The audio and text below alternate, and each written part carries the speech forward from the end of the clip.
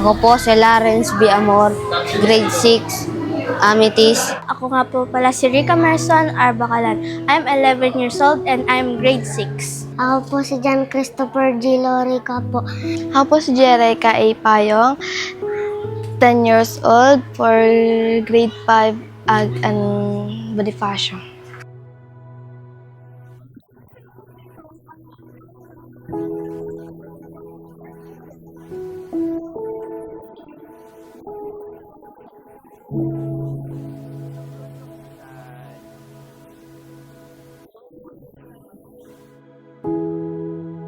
Alas 4 po kami gigising ng umaga.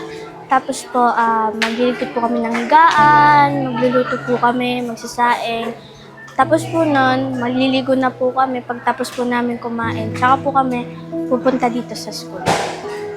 Ano po, gumigising po kami ng alas 4 po. Sabi si ate po nakasaing na po, tapos kain na lang po kami, sabay maliligo.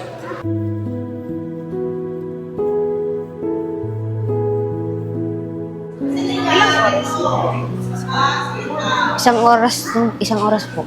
Ilang ilog yung pinapalibunagan? 8 po.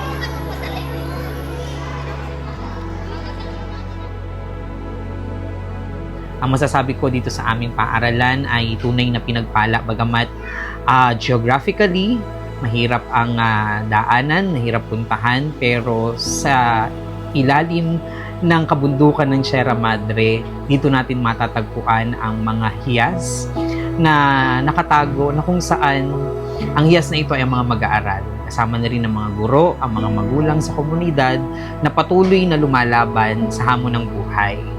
Nagtanong si Ma'am Ivy, sabi nga nila, sabi ni Boss Vincent, yung pinakang may-ari daw ng Pure Gold, punta kayo sa Layban. Tingnan nyo kung anong kailangan ng school. Tapos doon pa lang sa sinabi ni Ma'am Ivy na yon, tuwan-tuwa na ako kasi yung mapansin ka ng may-ari mismo ng Pure Gold, nakaka-bless na talaga yon. Yun, sabi ko kay Ma'am Ivy, ma'am, usually po ang kailangan talaga dito, solar panel kasi wala po kami kuryente. Tapos yon, sabi ko, pangarap ko talaga rin na magkaroon ng playground kasi yung mga bata dati pag tinuturuan ko sila, picture lang, yung pinakikita ko sila na sa kanila yung playground. Ito yung playground, ito yung palaruan, may ganito, may ganoon.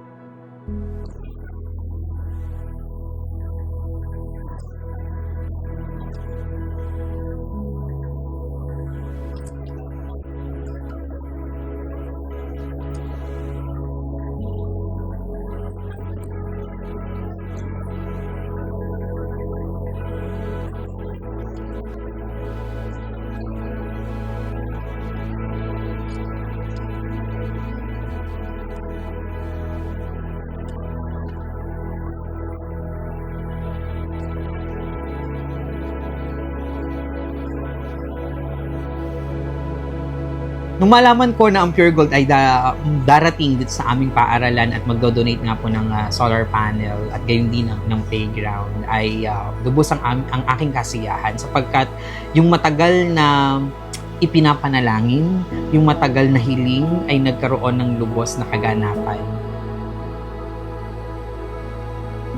Isa sa pinagmamalaki ko na katangian ng isang batang Layban, gayon din sa komunidad ng Layban, ay ang buhay na pagbabayanihan.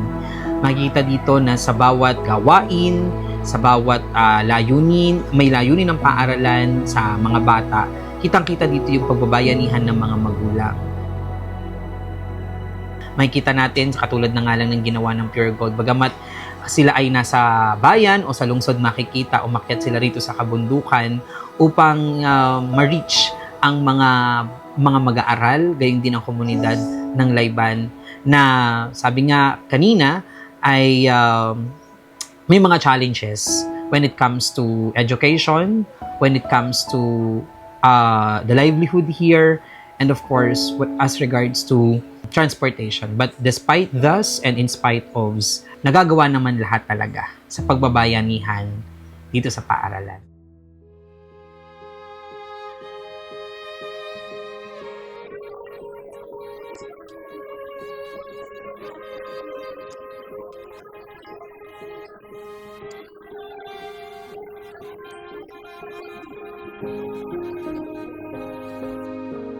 Subalit sabi nga, nung dumating nga yung Pure Gold at nakikita ko na yung solar panel na kinakabit nila, talagang wala akong masabi kung hindi wow.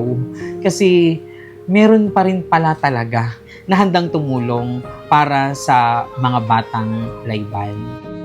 Mula nga nung nagawa na yung solar panel, ayun, okay na yung TV na meron kami, nagagamit na. Pag kami kumakanta, may tunog na. Dati talagang akapela. Sa akin yung pag-iikot nitong mga nakaraang araw ay nakita ko na nabakas ko sa mga mukha, sa mga ngiti ng mga guro ang kanilang pagsisikhay sa pagtuturo sapagkat nagagamit na nila yung mga televisions, meron ng ilaw sa bawat classrooms, meron na ring electric fans na nagagamit sila. At ito ay dahil sa Pure Gold.